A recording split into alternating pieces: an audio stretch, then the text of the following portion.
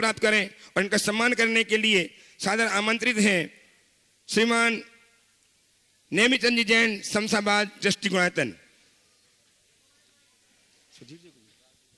साथ में सिद्धार्थ जी आए और इनका सम्मान करके गुणायतन के गौरव को संवर्धित करें। श्रीमान अनादि जी अनंत जी, अनादि जी अनंत जी, श्रेष्ठ जी, सरिता जी, अनादि अनंत श्रेष्ठ जैन, सरिता जैन, आशीष जैन नई दिल्ली से, आपकी तालियां बजती रहें।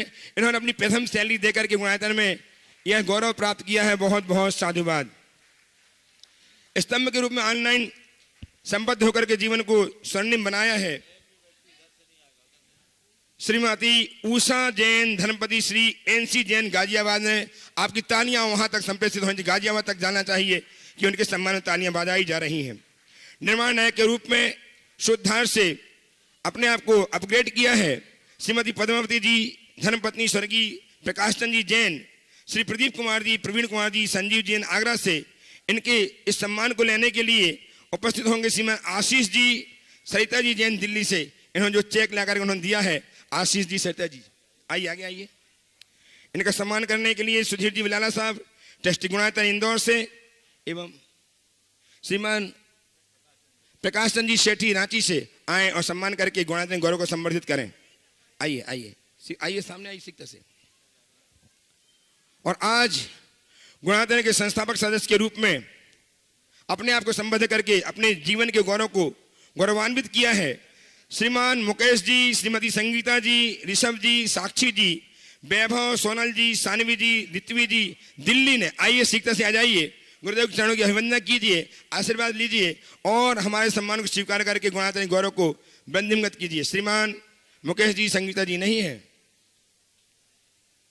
संस्थापक सदस्य के रूप में ही श्री विपिन जी जैन, श्रीमती शोभा जी जैन, अंकुर जी, मोनिका जी, मायसा जी, अनु जी, जनक जी, इयान, मीतू, अंकित, नव्या, नीतू, मयंक जी जैन दिल्ली से, नई दिल्ली संबद्ध हुए हैं। करतल ध्वनि करके इनका मान सम्मान करें और सीखता से मंदिर गुरुदेव के श्री चरणों में आकर के नमोस्ते अर्पित करके आशीर्वाद प्राप्त करें। इनका सम्मान करने के लिए श्रीमती चंद्रिका जी पाटनी, मंत्री गुणायतन रांची, एवं श्रीमान भरत जी लट्ठे, हेमंत जी लट्ठे, ह्यूस्टन यूएसए एवं बेलगांव से। श्रोमणी संरक्षक गुणायतन श्रीमान भरत जी लट्ठे, हेमंत जी लट्ठे, श्रोमणी संरक्षक गुणायतन का सम्मान करके गुणायतन गौरव को संवर्धित कर रहे हैं। आपकी तालियां निरंतर बजती रहें। श्रीमान विपिन जी जैन, शोभा जी जैन ने यह अनुपम कृत्य करके अपने जीवन को स्वर्णिम बनाया है। तो भव्यजनों, मैं आपको उन श्री चरणों में चलता हूं जो आचार्य भगवान विद्यासागर जी महाराज के परम प्रभाव शिष्य के रूप में जगत विख्यात हैं, जो गुणायतन प्रणेता के रूप में जाने जाते हैं, जिनकी भावना योग के माध्यम से लोगों ने अपने जीवन को रूपांतरित किया है, जो संकट समाधान को सुन सुन कर अपने जीवन को नई दिशा नई राह दे पा रहे हैं। ऐसे श्री चरण जिनके संपर्क में आकर के हम समृद्ध होकर अपने जीवन को धन्य कर पाते हैं, ये ताम्र समय के रूप में जगत विख्यात है।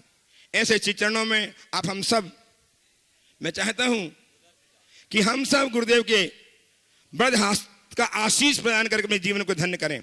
इसलिए मेरे साथ उच्चारें, नमोस्तु महर्षि, नमोस्तु महर्षि, नमोस्तु महर्षि।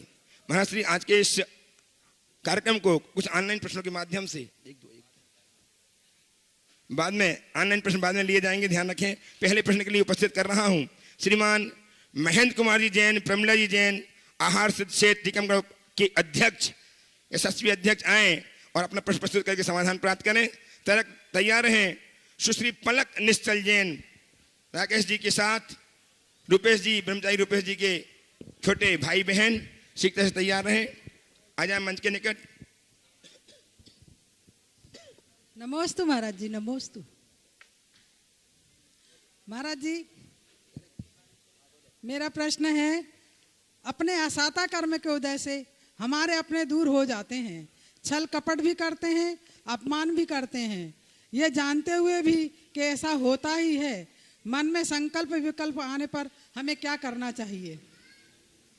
देखिए, ऐसा बहुतों के साथ होता है और जब कभी भी ऐसा अनुभव हो, मन में क्षमता धारण करना चाहिए।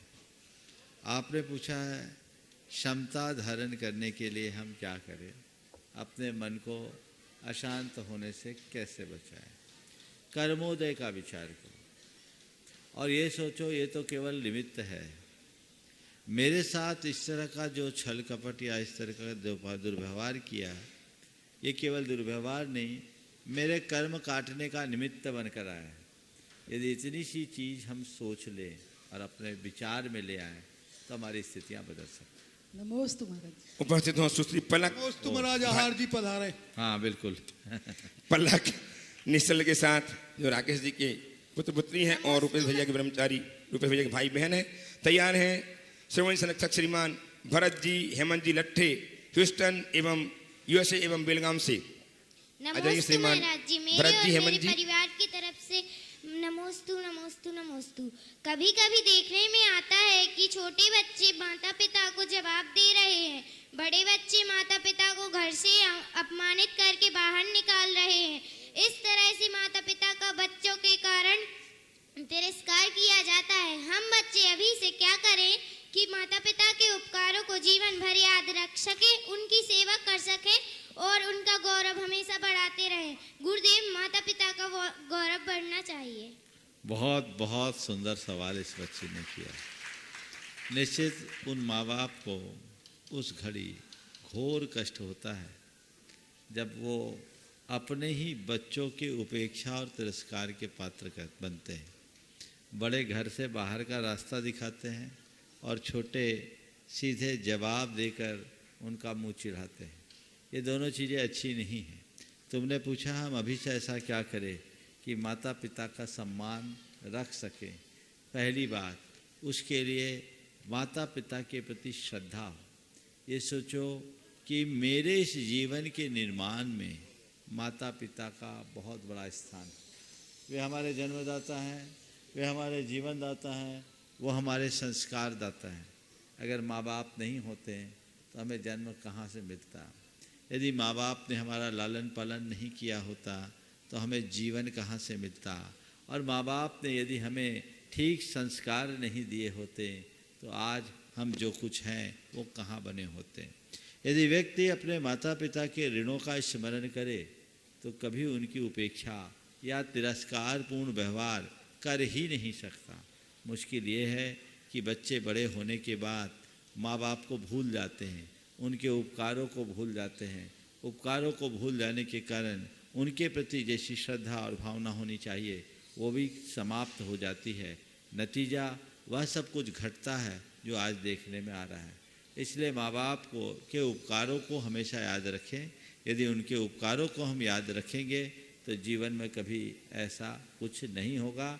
इसलिए हर बच्चों को देखो, हम किस संस्कृति में पले बड़े लोग हैं जहाँ हमारे लिए कहा गया मातृ देवो भव, पितृ देवो भव, अतिथि देवो भव। सुबह से आँख खोलते ही हमें सत्यम बद्ध धर्मम चर की उक्ति पढ़ाई जाती थी और साथ साथ हमें ये पाठ पढ़ाया जाता था कि माँ को माँ की तरह मत देखो, उसे एक देवता के रूप में देखो। पिता को केवल पिता के रूप में मत देखो, उन्हें भगवान के रूप में देखो। यदि ये श्रद्धा हृदय में बैठ जाए तो कभी ऐसी स्थिति निर्मित नहीं हो सकती। और माँ बाप को भी चाहिए कि वो अपना व्यवहार इस तरह का रखे कि बच्चों के लिए वो एकदम भगवान स्वरूप हो जाए। नमोस्तु उपस्थित हो श्रोमणी सुरक्षा गायतन श्रीमान भरत जी ह्यूस्टन यूएसए से, श्रीमान हेमंत जी उनके भाई हेमंत जी लट्ठे बेलगाम से।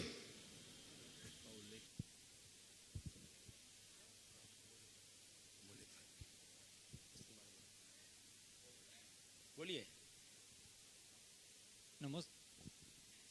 नमोस्तु महाराज जी, नमोस्तु महाराज, नमोस्तु महाराज जी। कहाँ गया? बोले प्रश्न हट गया कागज। बोलो आप प्रश्न बोलो। हाँ बोलिए।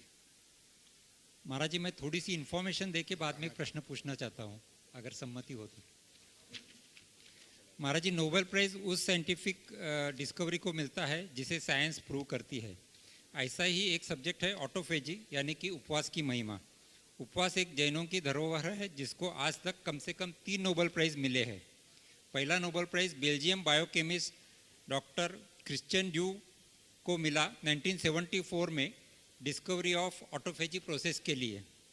बाद में दूसरा नोबेल प्राइज इसी सब्जेक्ट में डॉक्टर योशिनोरो ओसुमी जापानीज साइंटिस्ट को मिला 2016 में। Discovery of intermittent fasting can cure many diseases, ऐसा उन्होंने डिस्कवर किया। बाद में अभी 2018 में डॉक्टर होंजो को फिर से तीसरा नोबेल प्राइज मिला है जापानीज साइंटिस्ट को। उन्होंने डिस्कवर किया है कि fasting of up to 5 to 10 days can lead to buildup of immunity against diseases like cancer. तो ऐसे 3 नोबेल प्राइज हमारे उपवास को मिले हैं। मेरा प्रश्न ये है कि आचार्य श्री तो हमको चारों आहार का त्याग बताते हैं, तो ये चारों आहार का त्याग की महिमा क्या है और उसको और एक नोबेल प्राइज मिल सकता है क्या? बहुत सुंदर, बहुत सुंदर, बहुत अच्छी बात आपने रखी। और आज सबको इस बात के लिए गौरवान्वित होना चाहिए कि केवल उपवास पर 3 लोगों ने विश्व में नोबेल प्राइज प्राप्त किया। 1974, 2016 और 2018। 2016 और 18 वाले तो एक ही थे ना? नहीं, दो अलग अलग, हाँ अलग अलग थे। है डॉक्टर होंजो और डॉक्टर ओशोमी। डॉक्टर होंजो और डॉक्टर ओशोमी। और 1974 में बेल्जियन साइंटिस्ट है डॉक्टर क्रिश्चियन ड्यू। तो ये 3 वैज्ञानिकों ने जिस पर शोध करके ये बताया कि उपवास की साधना हमारे जीवन के लिए वरदान है। इससे हम अपनी इम्यूनिटी को भी स्ट्रॉन्ग बना सकते हैं और कैंसर जैसी जानलेवा बीमारी पर भी विजय प्राप्त कर सकते हैं। हमारी साधना में युगांतरों से ये चला आ रहा है। इन वैज्ञानिकों ने उपवास का आविष्कार नहीं किया। इन्हें तो नोबेल प्राइज केवल इस बात के लिए मिला, इन्हें नोबेल प्राइज केवल इस बात के लिए मिला कि उपवास कितना उपयोगी है, इंटरमीडिएट मील कितना उपयोगी है। मैं तो कहता हूँ इसका श्रेय तो उन्हें देना चाहिए जिन्होंने उपवास की साधना प्रवर्तित की। वो हमारे तीर्थंकर भगवंतों ने दिया, वो हमारे आचार्यों ने दिया। और हर जैनियों को सोचना चाहिए कि हमारी ये चर्या, हमारी ये क्रिया कितनी वैज्ञानिक है। यदि हम इसको ठीक रीति से अपनाएं तो इसका कितना अच्छा परिणाम आ सकता है। तो उपवास की इस साधना को हम आत्मसात करें और लोग इसे अपनाएं। हमारे यहाँ अगर देखा जाए तो जिन्होंने रात्रि में 4 प्रकार के आहार का त्याग कर दिया, उनका आधे दिन का उपवास तो चल ही रहा है। ऐसे भी हमारे यहाँ बार बार नहीं खाने की व्यवस्था है। 1 बार भोजन करो, 2 बार भोजन करो, बार बार मुंह जूठा करना ठीक नहीं माना जाता। बहुत सारे लोग कहते थे कि नहीं, जैन लोग कम खाते हैं, ये बार बार नहीं खाते इसलिए बीमार पड़ते हैं। जबकि हकीकत ये है कि बार बार खाने वाले लोग ज़्यादा बीमार होते हैं। और अब विज्ञान ने भी इस बात को प्रूव कर दिया है। तो लोगों को प्रेरणा लेनी चाहिए और अपने मन का भ्रम निकाल देना चाहिए कि उपवास करने से हमें कोई दुर्बलता या कमजोरी आती है। उपवास से कोई दुर्बलता नहीं, किसी प्रकार की कमजोरी नहीं, बल्कि थोड़ा थोड़ा गैप देकर अगर आप उपवास करेंगे तो पहले की अपेक्षा ज़्यादा तरोताज और स्फूर्त महसूस करेंगे। लोगों को ये प्रयोग करके देखना चाहिए। ये हमारे यहाँ बहुत पुराने समय से उक्ति रही है, लंघनम परम औषधम। उपवास को लंघन कहा और उसे परम औषधि कहा। इसमें एक बात को ध्यान रखना, हमारी संस्कृति कितनी उन्नत है और कितने आगे की बात करती है। हमारी संस्कृति में उपवास तो आध्यात्मिक आत्मशुद्धि का आधार बताया। केवल भोजन छोड़ना उपवास नहीं, भोजन छोड़कर आत्मा के पास आने का नाम उपवास है। यानी तन, मन और चेतन तीनों की शुद्धि जिससे हो उपवास। लेकिन जब हम केवल तन की शुद्धि के लिए भोजन छोड़ते हैं तो उसे उपवास नहीं कहा, उसे लंघन कहा, क्योंकि वो शरीर के लिए है। आज वैज्ञानिकों ने जिसे इंटरमीडिएट मील और उपवास की बात की है वो तन के लिए की है, पर हम कहते हैं तन, मन, चेतन तीनों ठीक होगा और इसमें भोजन का संयम होना ही चाहिए। ध्यान साधना के लिए भी उपयोगी है और अपने स्वास्थ्य के संतुलन के लिए। इसके पूर्व भरत जी लट्ठे ह्यूस्टन यूएस से अपना प्रश्न प्रस्तुत करें। इसके पूर्व निवेदन हैदराबाद से गुणातन के ट्रस्टी श्रीमान अजित जी छावड़ा, अनिता जी, अतुल जी, बरखा जी छावड़ा अपने यहाँ पर गुरुदेव चरण के भंडार आए हुए हैं। वे नमन नमृत करके आशीर्वाद प्राप्त करें और हमारा सम्मान स्वीकार करके गुणातन गौरव को संबोधित करें। और हेमंत जी प्रश्न करें। हेमंत भरत जी लट्ठे। नमोस्तु गुरुदेव। विश्व में हम देखते हैं कि हर कोई धर्म अपनी संख्या बढ़ाने के लिए या तो परकियों पे आक्रमण करता है, पैसों की लालच देता है, या किसी और तरीके से अपने धर्म की संख्या बढ़ाते जा रहा है। इसमें हम जैनों की संख्या कम होती जा रही है। तो अपने शास्त्र में अपनी संख्या बढ़ाने के लिए, अपने धर्म का विस्तार होने के लिए क्या इलाज है? देखिए, हमारे शास्त्रों में धर्म का विस्तार बढ़ाने के लिए प्रभावना अंग है, और ये कहा गया है कि जिन शासन की प्रभावना करो सर्वत्र करो, दिग दिगंत तक करो। लेकिन हमारे शास्त्र धर्म परिवर्तन की बात नहीं, हृदय परिवर्तन की बात पर बल देते हैं। आप तत्व ज्ञान लोगों के बीच रखो, जीवन के सत्य का प्रकाश सबको दिखाओ, और जो उससे प्रभावित होकर के अंदर से रूपांतरित होते हैं उनको गले लगाओ। धर्म भावना का ये मार्ग है।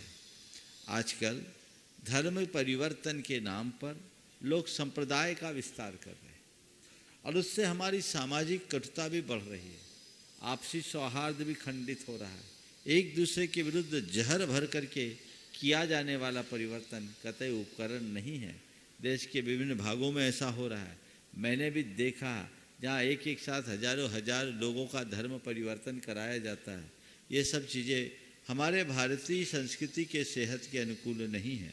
हमें चाहिए कि हम उसका पूरा ध्यान रखें, और ध्यान रखते हुए सारा काम करें, तो ये सारी स्थितियाँ व्यवस्थित हो सकती हैं। उपस्थित हों डॉक्टर आराधना जी जैन सतना से पुत्र कुमार सिद्ध जैन के साथ शिक्षा के साथ आ जाएं, और तैयार रहें। पूना से ऋषभ जैन, नेहा जैन, डीम्स विरोधय पूना।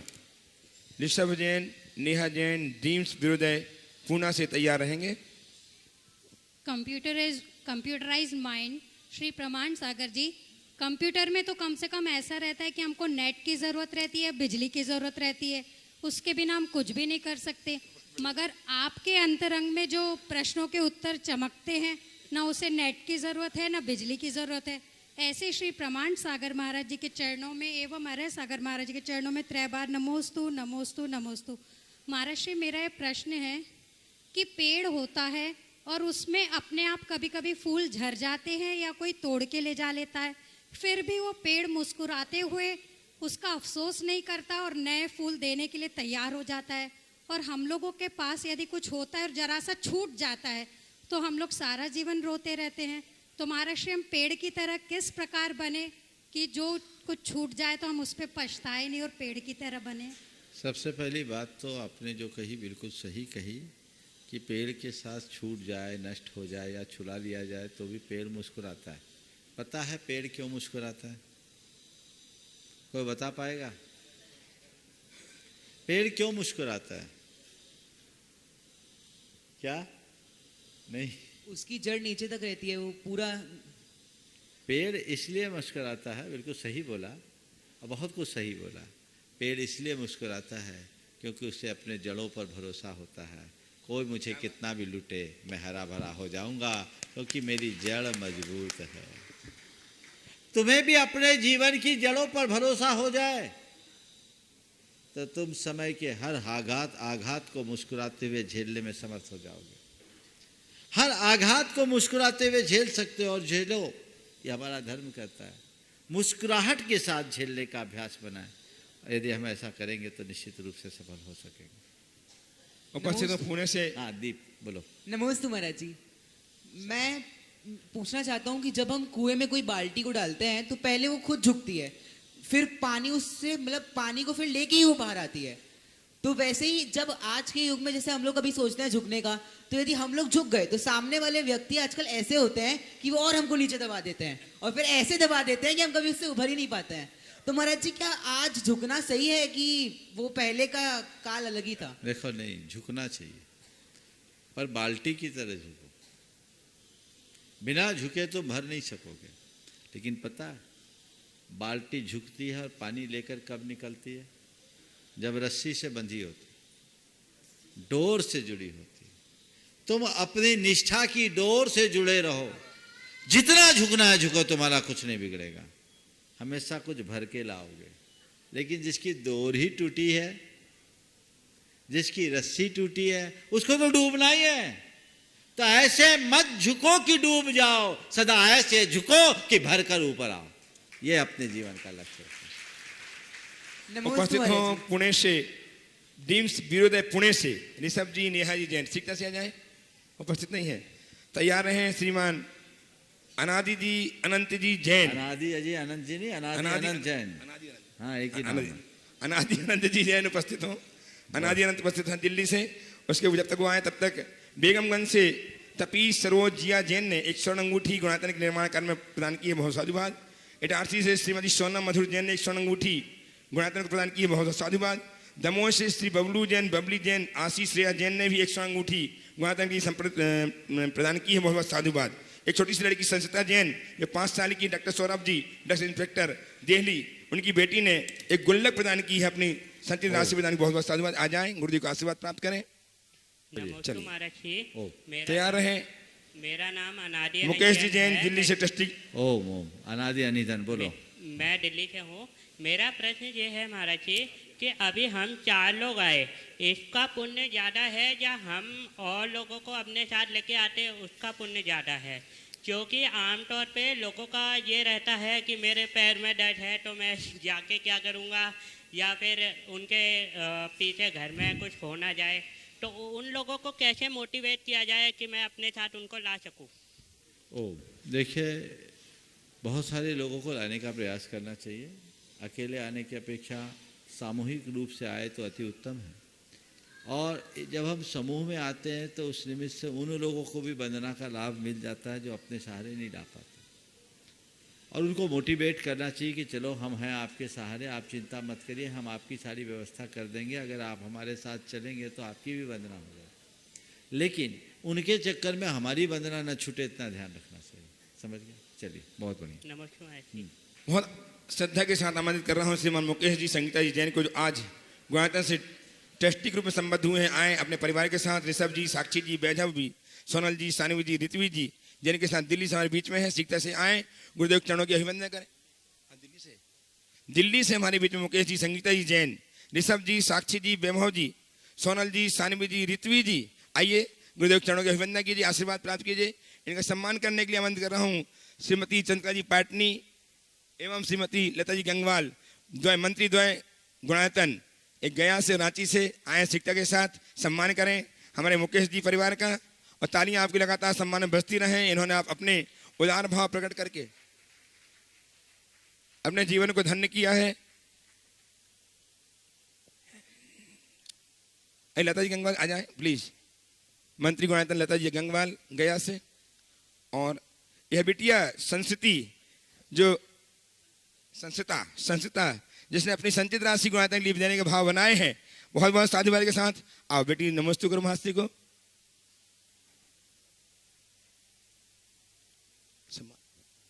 गुल्लक प्रदान करेंगी गुणायतन की मंत्री द्वय लता जी एवं चंद्रिका जी पाटनी को। कर दो, क्वेश्चन कर लो। चलो आप प्रश्न करेंगे? मुकेश जी प्रश्न करें, प्रश्न करने के लिए प्रस्तुत हो। मुकेश जी प्रश्न प्रस्तुत करेंगे अपना, आइए जी प्रश्न कीजिए। प्रश्न करेंगे आप? हाँ, बच्ची का सम्मान करेंगे। आइए बेटा, संस्कृता आइए। मुकेश जी प्रश्न कीजिए। अच्छा आइए। इस बेटी ने भाव प्रकट करके, देने के भाव प्रकट करके आप हमको चेताया है कि देने में कितना।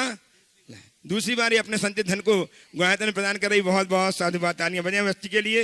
इसको ज्यादा आशा के लिए आपके करतल ध्वनि होती रहनी चाहिए। और प्रश्न करने, प्रश्न भी बेटी प्रश्न भी करेगी। तैयार रहें। शुभम जी बिलाल नहीं कर रहे, शुभम जी बिलाला, अस्मिता जी बिलाला, इंदौर से ट्रस्टी गुणायतन तैयार रहेंगे। आइए, चलिए बेटा प्रश्न कीजिए। चलिए, शुभम जी, अस्मिता जी बिलाला, इंदौर तैयार रहें। श्रीमान सुधीर जी के साथ सुधीर जी के पुत्र वधू इंदौर से ट्रस्टी गुणायतन। नमस्ते महाराज जी।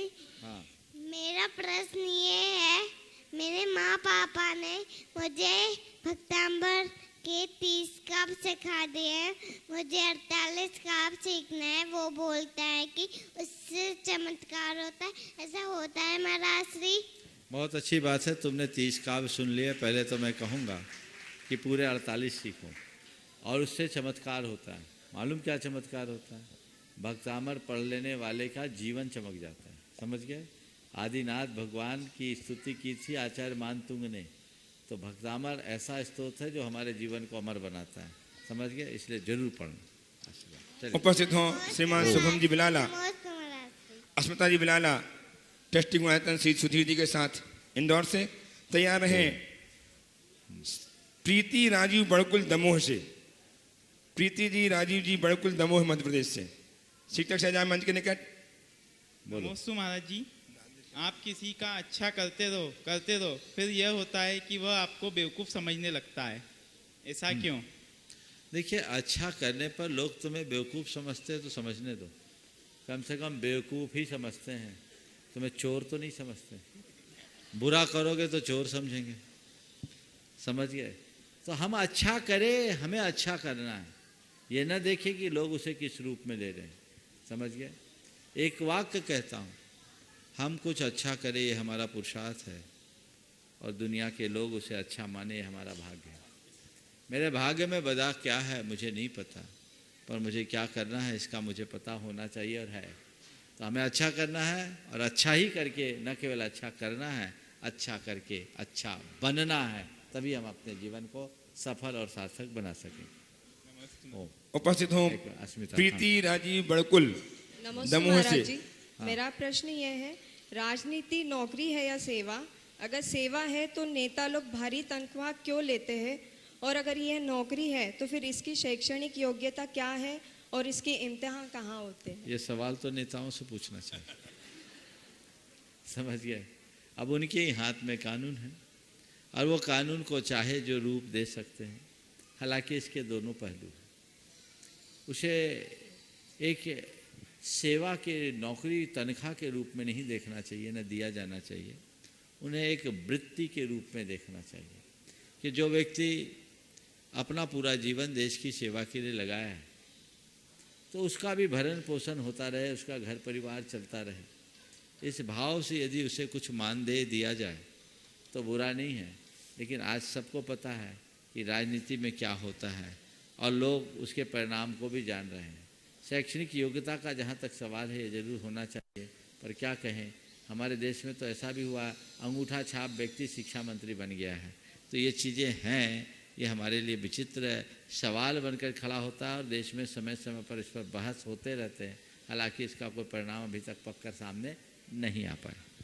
उपस्थित हम प्रीति जी राजीव जी बड़कुल दमोह से। तैयार हैं श्रेष्ठ जैन दिल्ली से। सुधीर भी श्रेष्ठ सुधीर भी पूछेंगे। अच्छा महाराज जी, 2021 जा रहा है, कहीं से कहीं तक 21वां नहीं रहा।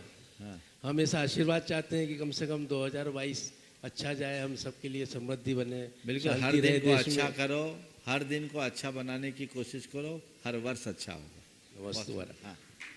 ओ आइए प्रीति राजीव जी बड़कुल दमोह से। तैयार हैं श्रेष्ठ जैन दिल्ली से।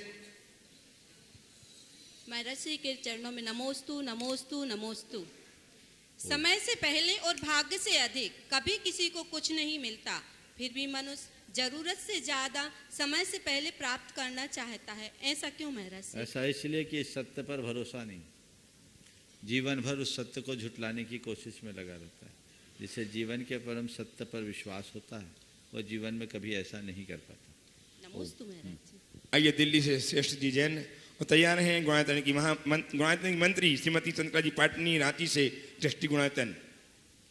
नमोस्तु महाराज श्री, मेरा नाम श्रेष्ठ जैन है। मैं ये पूछना चाहता हूँ कि आध्यात्मिक दृष्टि से तो हमारा अंतिम लक्ष्य मोक्ष है, किंतु लौकिक दृष्टि से हमें अपना लक्ष्य कैसे चुनना चाहिए? क्योंकि एज अ स्टूडेंट कई बार हम एक लक्ष्य चुनते हैं तो हमें कई लक्ष्यों को नकारना पड़ता है, क्योंकि हमारे पास समय निश्चित होता है। देखिए, बहुत अच्छी बात है। आपने पूछा है हमारा अल्टीमेट गोल मोक्ष है, पर वर्तमान जीवन में हमारा लक्ष्य कैसा होना चाहिए?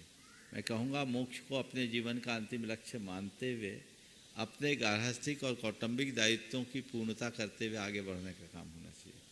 गृहस्थों के लिए कहा गया त्रिवर्ग को अपनाओ, त्रिवर्ग क्या है? मोक्ष को लक्ष्य रख के धर्म के साथ अर्थ और काम का आश्रय लो। तो हम अपना जीवन निभाए उसके लिए धर्म है। धर्माचार हमारे लिए लोक और लोकोत्तर दोनों हितों की पूर्ति करने का आधार देता है। धर्म के साथ हम जुड़ेंगे, अर्थ का उपार्जन भी करें, काम का आश्रय भी लें, यानी गोरख धंधा और घर गृहस्थी के सारे कार्य हो जाए, पर धर्म से हमारा मन जुड़ा रहे तो निश्चित तौर पर हम अपने जीवन को उपलब्धियों के शिखर पर पहुंचाने में समर्थ बन सकें। महर्षि, स्टूडेंट लाइफ में जब हम कोई डिसीजन लेते हैं तो कैसे चुनें कि ये लक्ष्य मेरे लिए सही है या नहीं? स्टूडेंट लाइफ में मैं इतना कहूँगा, जो भी अपना लक्ष्य है वो लक्ष्य चुने। पहले देखें कि हमें किस दिशा में जाना है और जिस दिशा में हम जाना चाहते हैं उसकी पृष्ठभूमि क्या है, हमारी पारिवारिक पृष्ठभूमि क्या है, हमारी फाइनेंशियल पोजीशन क्या है, इन सब चीज़ों को देखें और उसके बाद स्टेप बाय स्टेप करें। पर एक बात को ध्यान रखें, हमारे किसी भी लक्ष्य की पूर्ति में अगर अधर्म है तो हम उससे बच के रहें। नमोस्तु महर्षि। उपस्थित हो सुश्राविका चंद्रकाजी पाटनी रांची से मंत्री गुणायतन एवं ट्रस्टी गुणायतन तैयार हैं श्रीमती श्रुति जैन व्रती नगरी पिंडरई से। नमोस्तु महाराज श्री। महाराज श्री, मेरी तरफ से और रांची वालों की तरफ से दोनों मुनिराजों के चरणों में नमोस्तु नमोस्तु नमोस्तु। महाराज श्री, व्यक्ति अपने मन पर जीत हासिल कर ले तो पूरी दुनिया पर जीत हासिल कर लेता है, तो अपने मन पर जीत हासिल कैसे करे? सारा सवाल ही तो इसी का। पूरा जीवन बीत जाता है मन को जीतने में, और मन पर जीत हासिल कैसे करें? कहा जाता है मन के जीते जीत है, मन के हारे हार। मन को जीतने के लिए 4 उपाय बताता हूँ। मन को जीतना चाहते हैं तो 4 उपाय हैं। सबसे पहली बात, मन को मोड़ना सीखें। क्या करें? मन को मोड़ना सीखें। मन को मोड़ना मतलब जब मन में कोई आवेग उद्वेग आ रहा है उस समय मन के साथ बहुत फोर्स जुड़ा होता है, उस समय उसे एकदम रोक पाना बहुत मुश्किल होती है। जैसे तेज रफ्तार से गाड़ी चल रही हो, एकाएक ब्रेक लगा दें तो क्या होगा? गाड़ी पलट जाएगी। तो क्या करो? धीरे से गाड़ी को टर्न करके स्पीड को मेंटेन कर लो और गाड़ी रोक दो, मन रुक जाएगा। तो पहली बात है कि मन को मोड़ना सीखें। मन को मोड़ने की क्षमता और कला हमारे अंदर विकसित होनी चाहिए। जो अपने मन को मोड़ने में समर्थ हो जाता है वो अपने जीवन में बहुत अधिक आगे बढ़ सकता है। मोड़ने का मतलब मन को कुछ ऐसे कार्यों में लगा दें जिससे मन का उद्वेग शांत हो, उसका डायरेक्शन बदल दे, उसकी दिशा को बदल दे। फिर दूसरी बात, मन को बदलना सीखे। मन को बदलने का मतलब क्या है? मन में किसी बात को लेकर बड़ी इच्छा और आकांक्षा उत्पन्न हो रही है जिसकी प्राप्ति के लिए मन अंदर से बेचैन है, परेशान है। और जब मन बेचैन हो रहा है, परेशान हो रहा है तो हमें उद्वेलित कर रहा है। अगर हम उस समय कुछ तत्व ज्ञान के बल पर मन को समझाने में समर्थ पा लिए तो अपना मन बदल जाता है। कई बार ऐसा होता है किसी चीज़ को लेकर आप बहुत परेशान हैं, बाद में आ जाए नहीं अब नहीं चाहिए, बोले क्यों? मन बदल गया। मन बदल गया। तो मन को मोड़ना सीखना और मन को बदलना सीखना। आप लोग अपने शब्दों में बोलते हैं मूड चेंज हो गया, मूड बदल गया। तो मूड बदल देना, मन को बदलने की कला जिसके पास तत्व ज्ञान है वो बहुत आसानी से सीख सकता है। हम तत्व ज्ञान के बल पर अपने मन को बदलने में समर्थ हो सकते हैं और हमें हमेशा अपने मन को बदलने का अभ्यास करना चाहिए कि कहीं कुछ ऐसा हो रहा है, तत्व ज्ञान लें और मन को बदलने में लगा दें। अगर मन बदल गया तो खेल ही खत्म हो जाता है। जब भी उद्वेग आए मन को बदलें। तीसरी बात, मन को मार्गदर्शन देना सीखें। मन को मार्गदर्शन दें। जब कभी मन में इधर उधर की बातें आती हैं, मन को हम सम्यक दिशा दर्शन देना शुरू करें, मन को समझाना शुरू करें। अगर हमारी बात मन मान जाता है तो फिर मन के साथ फिर कोई दिक्कत नहीं होती। हमारी परेशानी तभी होती है जब हम मन की मानते हैं और उस क्षण हमारी जीत हो जाती है जब मन हमारी मानने लगता है। आप अपने मन से पूछो, मन की मानने के लिए हमेशा तत्पर रहते हैं, मन को मनाने का हम कितना प्रयास करते हैं? मन को सही मार्गदर्शन दो, जैसे एक बच्चे को मार्गदर्शन देते हैं, उदंड से उदंड बच्चा भी सही मार्गदर्शन से अपने आप को बदल देता है। लेकिन हम मानते रहेंगे तो मन हमें दौड़ाता रहेगा। तो मन को मनाने की कला सीखें। मन मान गया, खेल खत्म। और चौथी बात, मन को मूल लक्ष्य से बांध कर रखें। हमारा जो लक्ष्य है उससे बांध दें, बस इससे तुम्हें हटना नहीं है। तुम्हारी सब सुनेंगे, पर अभी हमारा लक्ष्य ये है, तुम्हें इस पर ध्यान देना होगा, अभी तुम्हें इससे बंध के रहना होगा। मन यदि लक्ष्य से बंध जाता है तो मन कभी नहीं डगमगाता। तो मन को मोड़ना, मन को बदलना, मन को मनाना या मार्गदर्शन देना और मन को मूल लक्ष्य से बांध देना, ये ऐसे साधन है जिससे हम अपने मन पर विजय पाने में समर्थ हो सकते हैं और अपने जीवन को ऊंचा उठा सकते हैं। श्रीमती श्रुति जैन उपस्थित हों, उसके पूर्व कमला जी जैन, स्वर्गीय महावीर प्रसाद जी जैन, नगीना नूर हरियाणा, इन्होंने स्वर्ण कार्य के लिए एक अंगूठी प्रदान करके अपना जीवन धन्य किया है। बहुत बहुत साधुवाद। रेखा जी जैन, राजकुमार, स्वर्गीय राजकुमार जी जैन, नगीना नूर हरियाणा उपस्थित हों तो अपने स्थान में खड़े होकर आशीर्वाद प्राप्त करें। इन्होंने भी एक जोड़ी कान के टाप से स्वर्ण कार्य में निमित्त प्रदान किए हैं। बहुत बहुत साधुवाद। ऐसे ही बिमला जी, राजेश जी, मनीष जी, बंस, यश, अर्चना जैन, कोमल जैन, पूनम जैन, साहिबाबाद, गाजियाबाद, इन्होंने लगभग 36 ग्राम स्वर्ण चूड़ की 4 चूड़ियाँ गुणातन के स्वर्ण कार्य के लिए प्रदान की हैं। बहुत बहुत साधुवाद। उनसे निवेदन शीघ्रता के साथ गुरुदेव के चरणों में आए, अपना आशीर्वाद प्राप्त करें और इनका सम्मान करने के लिए श्रीमती चंद्रिका जी पाटनी एवं श्रीमती लता जी गंगवाल गया मंत्री गुणायतन दोनों का सम्मान करेंगी। बिमला जी, राजेश जी, मनीष जी, बंश जी, यश जी, अर्चना जी, कोमल जी जैन, पूनम जी जैन, साहिबाबाद, गाजियाबाद से। बहुत सुंदर। तालियां बजाकर अभिनंदन करें। इन्होंने अपना बहुत अच्छे भाव प्रकट किए हैं। बहुत बहुत साधुवाद। और प्रस्तुत हों श्रीमती श्रुति जैन पिंडरई से। तैयार रहें श्रीमान अरविंद कुमार जी सिंघई परिवार भगवा से। ओ, इस साइड आ जाओ, इधर आओ, इधर।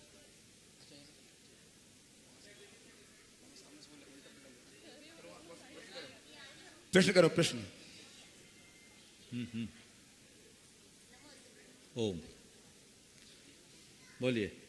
गुरुदेव के चरणों में कोटि सा नमोस्तु। हाँ, श्रेयस विशेष प्रज्ञा तीनों बच्चों का नमोस्तु नमोस्तु नमोस्तु। महाराज श्री ऐसे रिश्ते कैसे बनाए कि जिसमें शब्द कम और समझ ज़्यादा हो, और बातचीत, झगड़े कम और बातचीत ज़्यादा हो, प्रमाण कम और प्रेम ज़्यादा हो।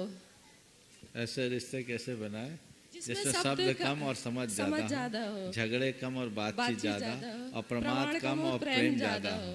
ऐसे प्रमाण कम और प्रेम ज़्यादा हो।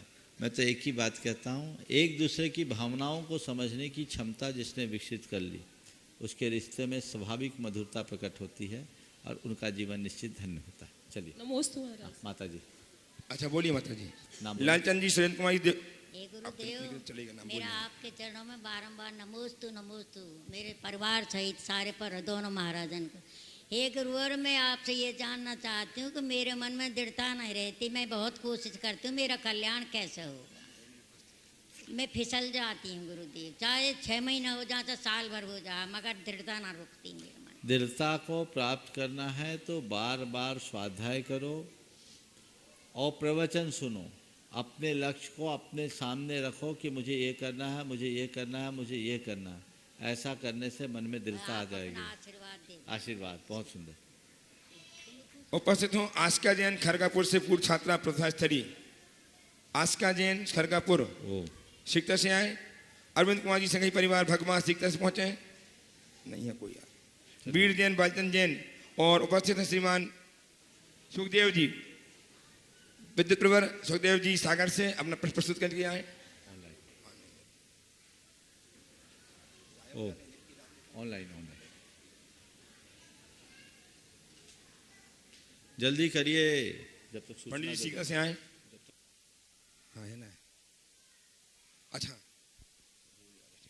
और वो समय बहुत निकट है जबकि हम गुरुदेव की निरंतर हाथों में रहने वाली पिछिका के प्रवर्तन होते देखेंगे। तारीख होगी 19, दिन होगा रविवार, समय होगा दोपहर का 1 बजे का। और जब हम देखेंगे दोनों गुरुराज द्वय अपनी पिछका प्रवर्तन कर रहे होंगे, कौन सौभाग्यशाली होगा जैसे गुरुदेव की पिछका संयम का उपकरण प्राप्त होगा, और कौन देने वाला होगा। इस सब अद्भुत सबको देखने के लिए आप ध्यान रखें, 19 तारीख दिन रविवार दोपहर 1 बजे से कार्यक्रम यहीं इसी मंच पर आयोजित है। आप समय पर उपस्थित होकर के धर्म लाभ लें। पंडित प्रश्न पूछें। महाराज जी नमोस्तु नमोस्तु नमोस्तु। महाराज जी 4 लाइन में उसी में यानी उत्तर देना है आपको। कंचन सी काया, काया में पंछी की माया, माया से ही संसार, सुख दुख भोगता अपार, चाहता आज़ादी पर एक पिंजरा छोड़ दूसरे में होता कैदी। ये भगवान कब तक चलता रहेगा जीवन ऐसे? एक पर्याय बदलते हैं दूसरे में पहुंच जाते हैं, फिर वही चलता है। जब तक मन में माया समाई रहेगी यही चलता रहेगा। माया की छाया से जीवन का सफाया, उससे अपने आप को बचाए। चलिए नमोस्तु महाराज। गुरुदेव कुछ ऑनलाइन प्रश्नों के माध्यम से कार्यक्रम को मैं गति प्रदान करूंगा। उसके पूर्व एक ऐसी सूचना मैं आपको देने जा रहा हूं। प्रतिमा गणतंत्र परिसर में अवस्थित चंद्रप्रभ जनालय में पूर्णिमा के दिन बृहस्पति स्थान धारा हुआ करती है। और संयोग देखिए इस बार 2 पूर्णिमा है, 18 और 19 तारीख को पूर्णिमा है, और 18 और 19 को 2 प्रोग्राम है। 18 तारीख गणतंत्र के टेस्टियों का अधिवेशन है, 19 तारीख को गुरुदेव के संयोपकरण पिछिका का परिवर्तन है। उस दिन दोनों दिन गुरुदेव के आशीष से मैं आशीष मिला है कि उस दोनों दिन बृहस्पति स्थान धारा करेंगे। तो भगवान चंद्र स्वामी के मस्तकों पर ही बृहस्पति स्थान धारा जो 50 मिनट की लगभग हुआ करती है, गुरुदेव के मुख से उच्चरित होंगे वे मंत्र, बीज मंत्र, और हम कर पाएंगे स्थान धारा। इस अनूठे कार्यक्रम में आप दोनों ने उपस्थित होकर के धर्म लाभ अवश्य लें। गुरुदेव ऑनलाइन प्रश्नों के माध्यम से मैं इसको गति प्रदान कर रहा हूं। बिनौली बागपत से नितिन जी जैन आपके चरणों में बारंबार नमोस्तु करते हुए जानना चाहते हैं कि गुरुदेव हमारे यहाँ बड़ी कहावत प्रसिद्ध है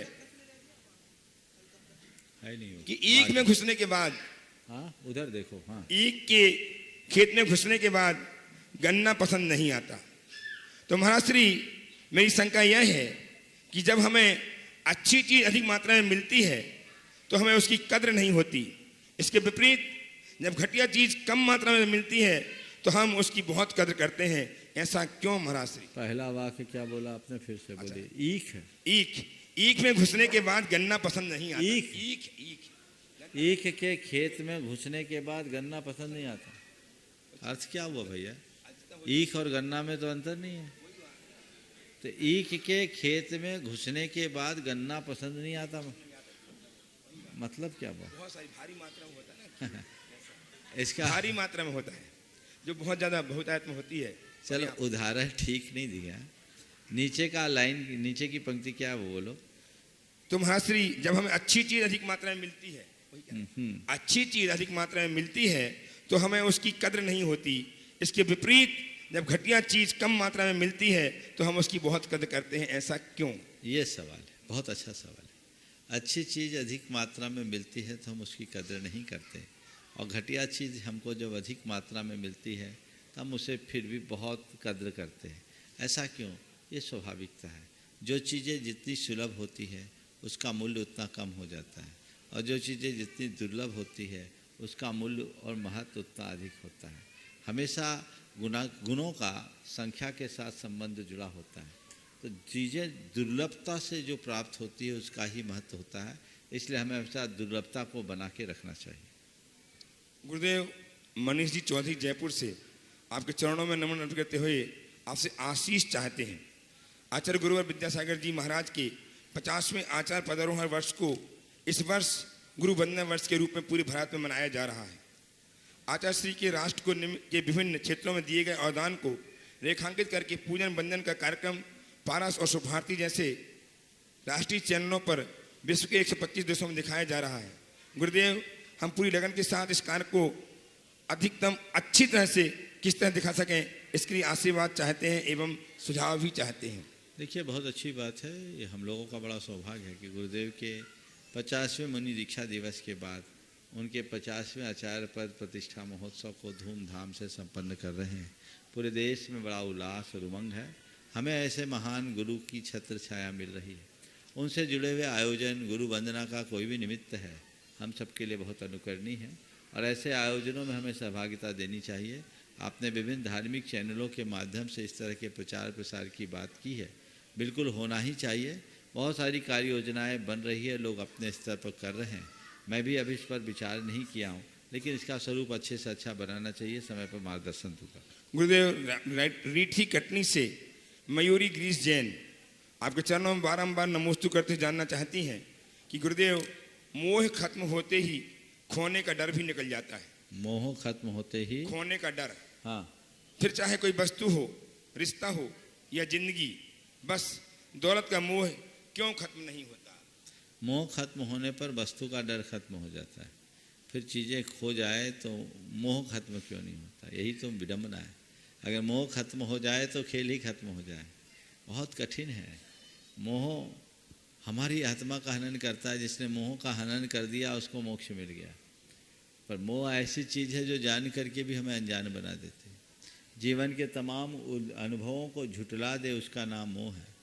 जो हमें सत्य के मार्ग पर टिकने न दे, वो मोह है। और ऐसे मोह को जब तक हम नियंत्रित नहीं करते, मुक्ति नहीं मिल सकती। ओम।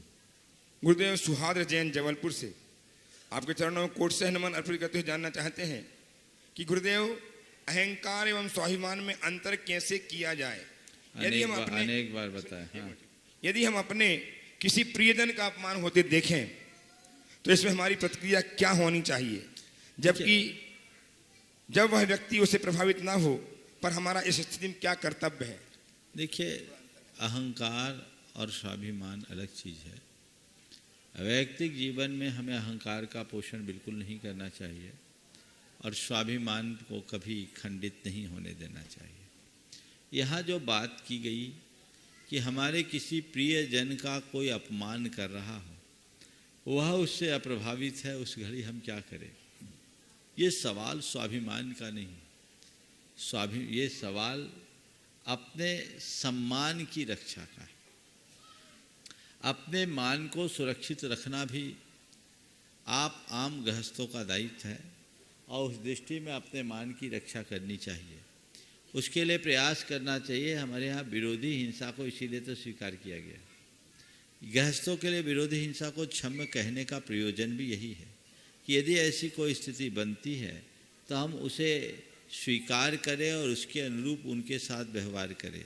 अगर कोई व्यक्ति हमारे अपनों का अपमान करता है तो हम पहले उसे विनम्रता से समझाने की कोशिश करें, और यदि संभव नहीं है तो आपके लिए सब प्रकार की नसीहत देने की व्यवस्था वो देना चाहिए। मान की रक्षा करना भी कतई उचित है। ऐसा नहीं है कि एक आम व्यक्ति पूरी तरह से मान मुक्त होकर के जीता है। वैयक्तिक जीवन में हम इन सब चीज़ों को तिलांजलि दे सकते हैं, लेकिन उसका असर अगर सामुदायिक जीवन पर पड़ता है तो उसका प्रतिवाद करना कतई बुरा नहीं। गुरुदेव पीलू जैन ललितपुर से आज भगवान नवीनाथ का केवल ज्ञान कल्याणक है, जानना चाहते हैं केवल ज्ञान रूपी लक्ष्मी की पूजा कौन सी होती है और कैसे करते हैं? अगर हम गाड़ियों या अन्य प्लास्टिकों पर अगर हम गाड़ियों या अन्य प्लास्टिकों पर भगवान के नाम अंकित कर लेते हैं, लेकिन कुछ समय बाद वह वस्तु जीर्ण शीर्ण हो जाती है, तो वस्तु के हिस्से का क्या करना चाहिए जिस पर भगवान का नाम अंकित है? एक साथ दो सवाल है। पहला सवाल, केवल ज्ञान लक्ष्मी की पूजा क्या है? जिनवानी की पूजा ही केवल ज्ञान लक्ष्मी की पूजा है। हम उसकी पूजा करें, शास्त्र की पूजा करें, उसमें सब चीज़ें आ जाए। और किसी भी वस्तु पर यदि हम भगवान का नाम अंकित करते हैं और जीर्ण शीर्ण हो जाए तो उसे हमें रिसाइकिल की व्यवस्था में दे देना चाहिए। ओ गुरुदेव सुरभि सतीश जी जैन पाटन परिवार कटनी मध्य प्रदेश से आपके चरणों में बारंबार नमोस्तु करते हुए जानना चाहते हैं कि गुरुदेव बिना मुहूर्त के पैदा होकर जिंदगी भर शुभ मुहूर्त के चक्कर में फंसा आदमी एक दिन बिना मुहूर्त के निकल जाता है, तो मुनिश्री मुहूर्त का प्रत्येक इंसान के जीवन में क्या महत्व है? क्या ऋषि मुनि संत भी इस बात को मानते हैं और इनका हमारे जीवन में क्या प्रभाव पड़ता है? क्या इनके ना मानने से हमारे जीवन में कुछ अच्छा बुरा भी घटित हो सकता है? के पास समाधान दीजिए। देखिए, बहुत अच्छा सवाल है। बिना मुहूर्त के जन्म लेने वाला मनुष्य जिंदगी भर मुहूर्त के चक्कर में पड़ा रहता है और अंत में बिना मुहूर्त के मर जाता है। बहुत अच्छा वाक्य। सवाल है मुहूर्त का, मुहूर्त पर विचार करना चाहिए या नहीं, ये एक महत्वपूर्ण सवाल। तो मुहूर्त पर जहाँ तक विचार करने का सवाल है, कतई निषिद्ध नहीं है। शास्त्रों में मुहूर्त का वर्णन है, पर ये कोई ज़रूरी नहीं कि हम मुहूर्त पर विचार करें ही। जब काम हो जाए तभी मुहूर्त। मैं अगर मुहूर्त शास्त्र की बात करूं, तो मुहूर्त शास्त्रों के अनुसार जब मैंने मुहूर्त शास्त्र पढ़ा तो अंत में बताया, एक पंचकल्याणक के लिए 108 बातें शोधो। वो 108 बातें सही हो तो पंचकल्याणक का एक मुहूर्त होता है। ऐसा 5-7 साल में एक बार होता है। तो क्या ऐसा तो नहीं होगा, पंचकल्याणक कराना है तो क्या करें? तो कहा कि इसमें जितने अधिक से अधिक हो जाए वो कर लो। बोले अधिक भी नहीं मिल रहे तो क्या करें? बोले नकारात्मक ना हो तो हो जाए। बोले वो भी नहीं मिल रहे, काम जरूरी तो क्या करें? बोले एक काम करो, ज़्यादा जरूरी काम है तो लग्न बल देख करके काम कर लो। बोले लग्न बल भी नहीं मिल रहा है तो क्या करें? बोले नवमांश निकाल करके कर लो। बोले नवमांश भी अनुकूल नहीं मिल रहा है तो क्या करें? बोले मनोबल से काम कर लो। हमने कहा ये बात मैंने पहले दिन पढ़ ली होती तो इस पूरे ग्रंथ को पढ़ने की जरूरत नहीं है। पहले दिन पढ़ ली होती तो ये स्थिति नहीं होती। तो ज्योतिष शास्त्र में, मुहूर्त शास्त्र में खुद इतनी फ्लेक्सिबिलिटी है, तो मैं आपको इस आधार पर कहूँगा जिसका मनोबल ऊंचा है उसे किसी मुहूर्त की ज़रूरत नहीं है। लेकिन जिनका मनोबल कमज़ोर है वो मुहूर्त देखते हैं तो कोई बुरा नहीं है। मुहूर्त देखो, देख कर चलो, लेकिन एक बात ध्यान रखना, रामचंद्र जी का मुहूर्त देख करके ही विवाह हुआ था और पूरा पासा ही पलट गया, है ना। लौकिक दृष्टि से पासा पलटा दिखता है, पर परमार्थ दृष्टि से देखा जाए तो सही मुहूर्त पर विवाह हुआ, नहीं तो उनका वनवास नहीं होता, और वनवास नहीं होता तो रामायण ही नहीं बनती, और रामचंद्र जी भी नहीं बन पाते। इसलिए जो हुआ अच्छा हुआ। तो मुहूर्त देखिए, जिनका मनोबल कमज़ोर है वो मुहूर्त देखे, उससे हमारा माइंडसेट ठीक हो जाता है, काम करने की उमंग बढ़ जाती है, आत्मविश्वास बढ़ता है। जिनका मनोबल मजबूत है उन्हें किसी मुहूर्त की ज़रूरत नहीं है। जहाँ तक संतों की बात है, वो भी मुहूर्त देखते हैं क्या? शास्त्रों में विधान है मुहूर्तों का, देखते हैं तो कोई बुरा नहीं। मैं भी कभी देखता था, आजकल मैंने मुहूर्त देखना बंद कर दिया। मैं मनोबल से ही काम करता हूँ, और अति स्थूल कुछ थोड़ा बहुत देख लिए तो देख लिए। पहले शुरुआत के दिनों में मैं हर कार्यों में मुहूर्त देखा करता था, पर मुझे लगा कि इसमें ज़्यादा समय देने की ज़रूरत नहीं है। जो काम जिस समय हो जाए वही उसका मुहूर्त समझ लेना चाहिए, और उसी में हमारे जीवन का उद्धार समझना चाहिए। यही हमारे जीवन के रास्ते का एक सर्वश्रेष्ठ माध्यम है। अभी आप सबसे कहा गया पूर्णमासी के दिन के अभिषेक का। हमेशा पूर्णमासी के दिन अभिषेक होता था, बृहद अभिषेक। इस बार सब व्यस्ततावश हो नहीं पाई, एक बार या 2 बार हुआ। ये अच्छा निमित्त है। आज मुझसे निवेदन किया गया, महाराज जी पिछी परिवर्तन हो रहा है और पूर्णमासी भी है, और इस बार डबल पूर्णमासी है, क्यों ना बृहद शांति धारा हो। तो मैंने कहा चलो भाई, ये लाभ सबको मिल जाना चाहिए। इस बार 1008 मंत्रों के माध्यम से भगवान की शांति धारा आगामी 18 तारीख और 19 तारीख दोनों दिन होगी। जो 50 मिनट की शांति धारा होगी वो 2 दिवसीय आयोजन की सूचना आप सबको दे दी गई। पिछी परिवर्तन और आपके जाकर अधिवेशन की, जो वार्षिक अधिवेशन, राष्ट्रीय अधिवेशन होता है, ये अच्छा सुयोग है कि ये गुणायतन परिसर में होने जा रहा है। सभी लोग इसका लाभ लें और शांति धारा का जरूर लाभ लें। शांति धारा जो यहाँ लाभान्वित होंगे तो लेंगे ही, जो घर बैठे भी ले सकेंगे वो ले सकेंगे। इस तरह के मंत्रों का अपना प्रभाव है जो हम सबके जीवन के लिए बहुत कल्याणकारी और श्रेष्ठ बनता है। इसका पूरा का पूरा लाभ लें। समय आप सबका हो गया। यहीं पर मैं विराम ले रहा हूँ।